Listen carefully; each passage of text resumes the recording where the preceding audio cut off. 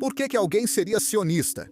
Se você está olhando suas redes sociais, se está vendo o Instagram, o X ou qualquer coisa assim, você sabe que neste momento o povo palestino está sendo devastado, especialmente em Gaza. Crianças estão sendo queimadas, mortas, mutiladas, famílias estão sendo bombardeadas em massa, hospitais estão sendo destruídos, universidades estão sendo destruídas, bairros estão sendo obliterados.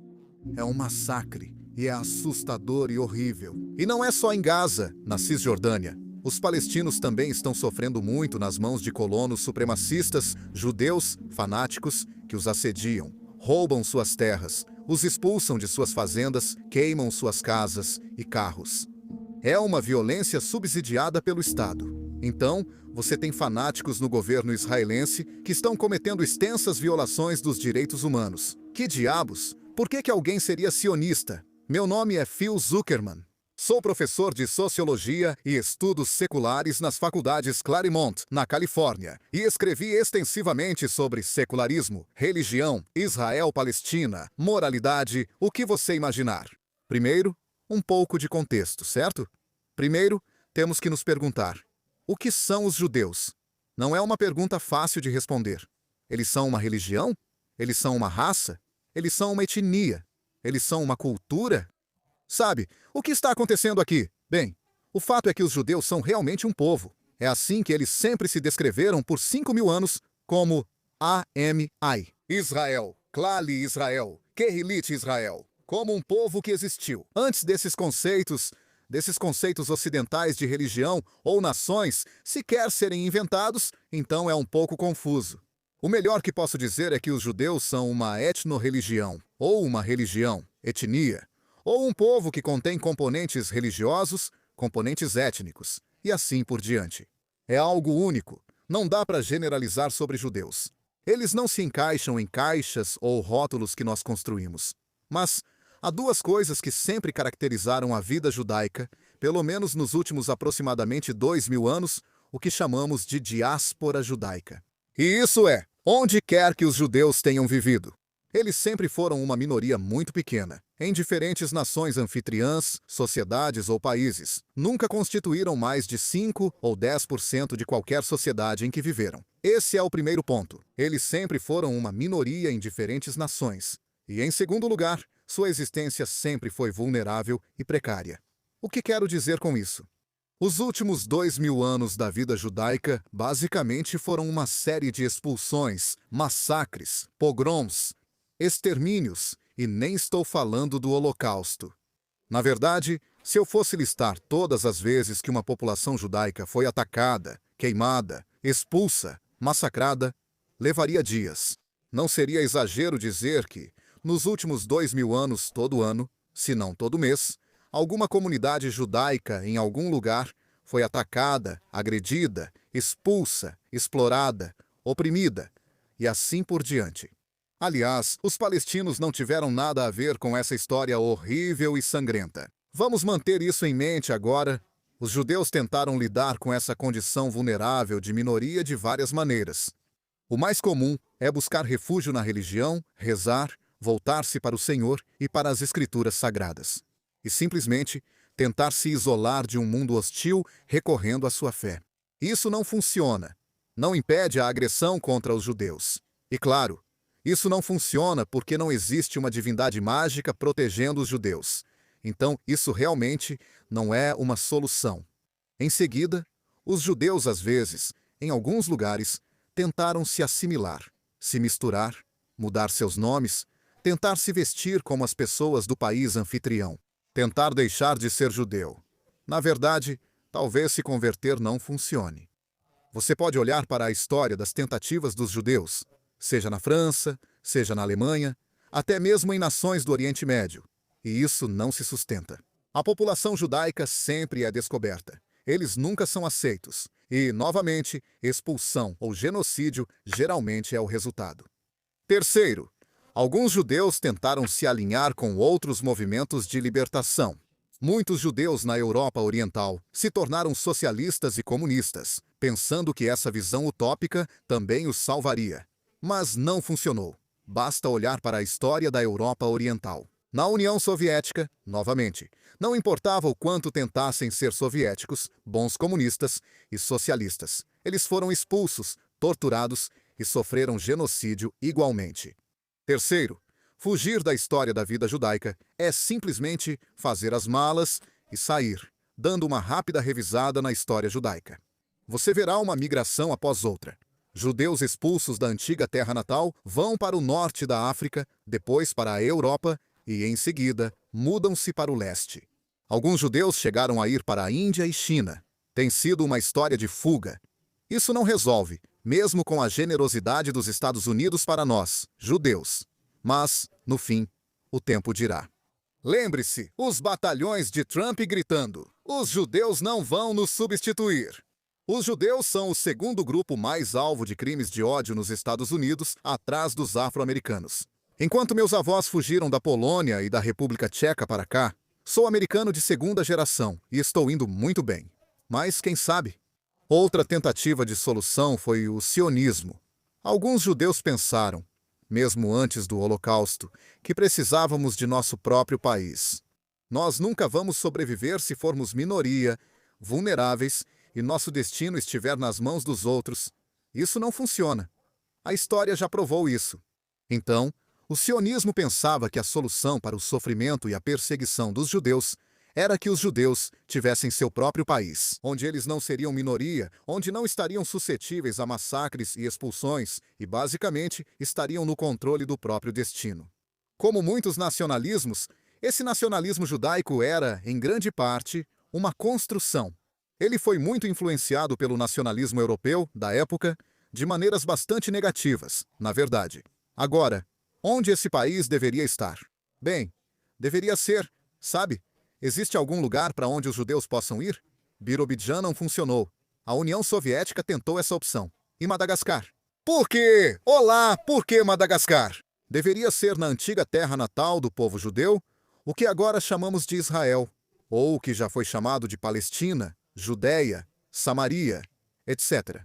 Esse é o problema. Havia centenas de milhares de pessoas que viviam lá há gerações, há séculos, povos árabes, o povo que viria a se tornar o povo palestino.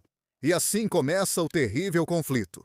Agora lembre-se, os palestinos não são responsáveis por esses 2000 anos de sofrimento e perseguição dos judeus. Eles não cometeram o Holocausto, no qual judeus foram sistematicamente exterminados em país após país após país. E mesmo assim, eles viram esses sionistas chegando e suas terras diminuindo e indo para as mãos dos judeus israelenses. Eles viram seu território diminuindo, seus direitos sendo eliminados, suas liberdades sendo sufocadas, suas terras sendo roubadas, sua humanidade sendo negada. Então, as críticas ao sionismo são bastante justificadas, mas também são um pouco complicadas. Vamos falar sobre algumas das principais questões. O sionismo é colonialismo? Na verdade, não, no sentido clássico. No colonialismo, você tem um Estado-nação forte e poderoso, com riqueza, com um governo e com um exército, que vai para outras partes do planeta Terra e, literalmente, toma o controle, explora a terra, explora o trabalho e envia essa riqueza de volta para a pátria-mãe. Os judeus nunca tiveram isso.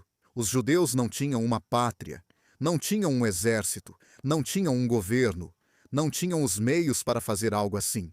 Então, os primeiros sionistas não representavam nenhuma nação e não faziam parte de nenhum exército. Então, era o que chamamos de colonialismo de colonos? Sim e não. Pode-se argumentar que alguns daqueles que vieram da Europa talvez não tenham vindo como um exército, mas vieram como colonos, pouco a pouco. E eles tinham o apoio, talvez, de proprietários ausentes ou de potências coloniais como a Inglaterra e o Reino Unido, talvez ajudando-os em diferentes momentos. Sim e não. Mas isso não se aplica à maioria dos israelenses que têm ancestralidade em terras árabes, países muçulmanos. Os judeus que tiveram que fugir de lugares como Iêmen, Tunísia e Etiópia. A maioria dos judeus hoje em Israel não é de imigração europeia. Eles próprios foram expulsos de nações de maioria muçulmana, como o Iraque. Você não pode chamar o que aconteceu com os judeus iraquianos ou os judeus iemenitas de colonialismo de colonos. Eles foram expulsos e não tinham para onde ir. Sionismo é racismo? Eu não sei como você pode afirmar isso se já esteve lá. Racismo normalmente diz respeito à raça, classificações ou construções raciais e aparência física. Judeus possuem todos os tons e cores. A maioria dos judeus em Israel são pessoas de cor. Eles são indivíduos negros e pardos. Então, é difícil ver o sionismo como racismo. Então, o que é o sionismo? É o nacionalismo judaico, com todos os seus defeitos. E todo nacionalismo é baseado em mitos do passado, que não são necessariamente verdadeiros. Superioridade do próprio povo, construções de nós contra eles. Todo nacionalismo é feio, todos deveriam ser desconstruídos e combatidos. Então, nesse sentido, sim. Sabe, por que alguém seria sionista? Mas então você tem que se perguntar, por que alguém é qualquer tipo de nacionalista? Os palestinos também não são nacionalistas em sua busca por uma pátria palestina? Claro, mas o sionismo não é um Estado etnonacionalista? Isso não é bom? Não se pode ter um Estado étnico ou religioso. Essa é uma crítica justa. Mas então você tem que se perguntar, bem, são só os judeus que não podem ter isso? Existem muitas nações e muitos povos no planeta Terra que lutam para ter ou têm um Estado etnonacionalista ou um Estado religioso. Os curdos em sua busca pelo Kurdistão. Isso é um Estado etnonacionalista. O Japão é um Estado etnonacionalista. A China é um Estado etnonacionalista. O Tibete, que está ocupado pela China e teve 1 milhão de seu povo massacrado e assassinado. Se o Tibete for livre, seria um Estado etnonacionalista, assim como a Armênia e a Palestina, que seria uma nação para o povo palestino. A Finlândia é um Estado etnonacionalista para finlandeses, assim como Israel é para judeus. Isso é problemático? Sem dúvida. Mas metade das nações da Terra também são. Se você só aponta uma, isso não está certo. Você tem que tratar as coisas de forma igual. Então, por que alguém seria sionista? Eles defendem o direito dos judeus à autodeterminação e ao controle do próprio destino. Mas, e quanto aos direitos dos palestinos? E quanto ao direito dos palestinos à autodeterminação? Com certeza, eles merecem o mesmo. Se o seu sionismo diz que só os judeus têm direito à autodeterminação, mas não os palestinos, isso é imoral, antiético e não deve ser apoiado. Se o seu sionismo, por outro lado, diz que os judeus têm direito à autodeterminação e que os palestinos também têm direito à autodeterminação com sua própria nação e sua terra natal, esse é o caminho. Essa é a solução. E é por isso que a resposta é uma solução de 2 estados, dividir a terra, como as Nações Unidas originalmente pretendiam há décadas. Vou terminar com algumas palavras sábias do antigo Rabino Hillel. Ele tinha grandes ensinamentos sobre a vida, a existência e o que significa ser humano. E ele fez 3 perguntas que estão todas interligadas. Ele disse, se eu não for por mim mesmo, quem será por mim?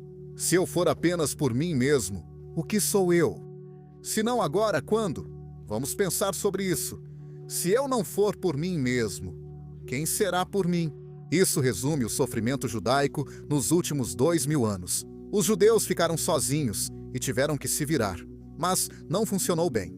Então, em algum momento, os sionistas disseram, temos que ser por nós mesmos. Mas aí vem, se eu sou apenas por mim mesmo, o que sou eu? É isso que vemos acontecendo no Israel contemporâneo hoje. Muitos judeus lá, especialmente os fundamentalistas religiosos no governo, pensam apenas em si mesmos. E o resultado é monstruosidade, atrocidade, opressão hedionda, exclusão, assassinato, tortura. Não é bom. E, finalmente, se não for agora, quando? Não podemos esperar. O sofrimento não é aceitável. O sofrimento judeu e o sofrimento palestino precisam parar imediatamente. Temos que lutar contra o nacionalismo fanático, temos que lutar contra o messianismo religioso, temos que lutar contra a supremacia judaica. Violações do direito internacional e violência contra civis devem ser condenadas, independentemente do autor. A resposta continua sendo uma solução de 2 estados. 7 milhões de israelenses judeus não vão a lugar nenhum, e qualquer um que defenda sua expulsão ou morte é um monstro. E qualquer esforço que tente minar uma solução de 2 estados está fadado ao fracasso. Obrigado por ouvir.